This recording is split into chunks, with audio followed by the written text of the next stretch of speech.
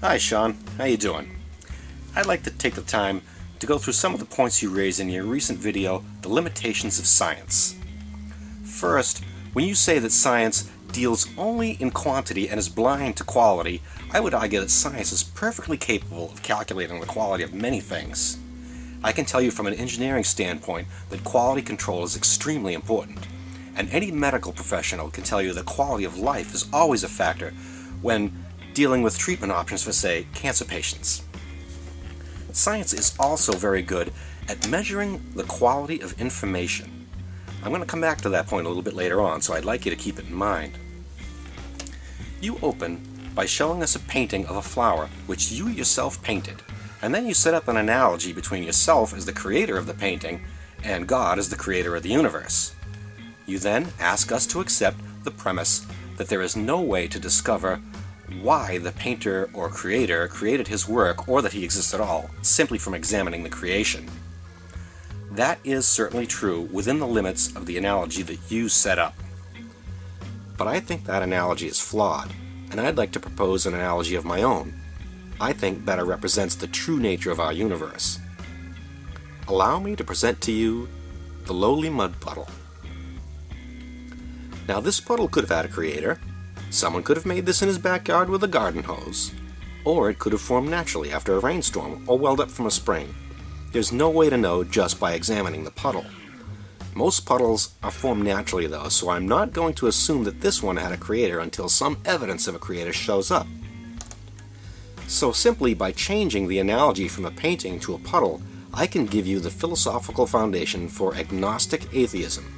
And I can have my philosophical position without ever contradicting science.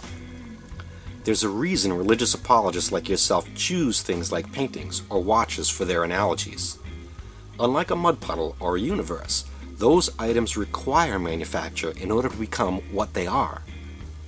Your argument depends on making us believe that the universe required manufacturing. Choosing something that can easily form naturally for your analogy would be counterproductive to your argument. Now I know what you're thinking. A mud puddle is just water and dirt randomly mixed any old way. There's no order or structure to it like we see in the painting or in the universe. But if you look a bit closer, you can easily see the crystalline structures of quartz and mica in the sands. Closer still and you find abundant life in the water.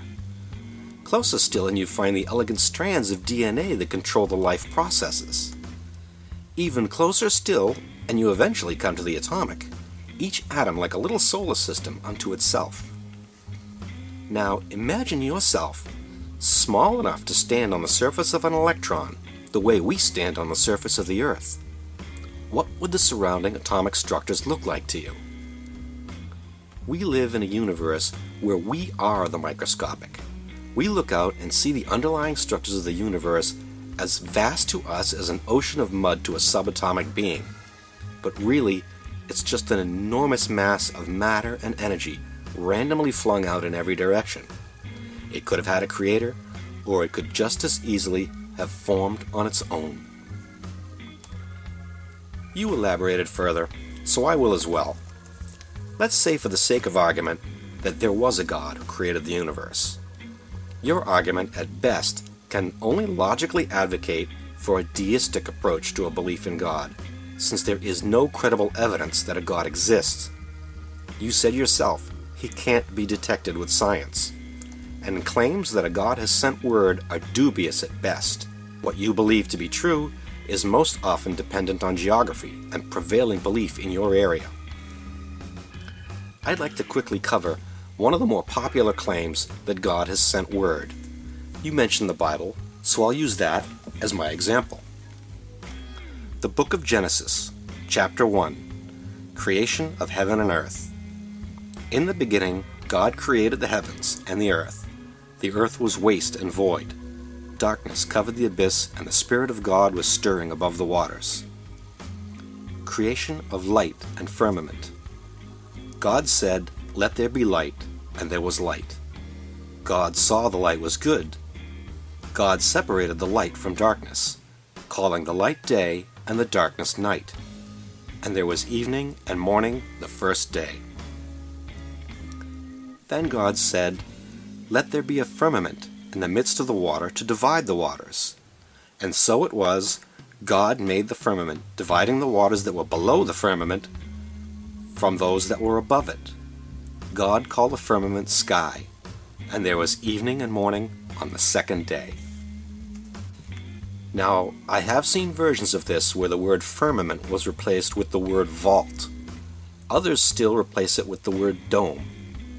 Whether it's a firmament, a dome, or a vault, it all describes the same thing: a flat earth covered with a hard, clear shell, dome, vault, or firmament that separates the waters of the earth from the waters above. Remember when I said science is very good at measuring the quality of information? Well, when I first read this to my daughter, who was in 3rd grade at the time, she said to me, "What about the space shuttle, Daddy? Wouldn't it smash the dome of the sky and let all the waters above flood in?" Why, yes it would, if the story were true. Fortunately it's not, or NASA would have drowned us all. The Bible is not the Word of God. It's the word of people who thought the sky was blue because there was water on the other side of that giant clear dome that covered the flat earth. So the scientific knowledge of your average 3rd grade student is sufficient to eliminate the Bible as a potential source of divine knowledge. The quality of information contained in it is so deeply flawed that any child can find serious errors within the first 3 paragraphs of the first page.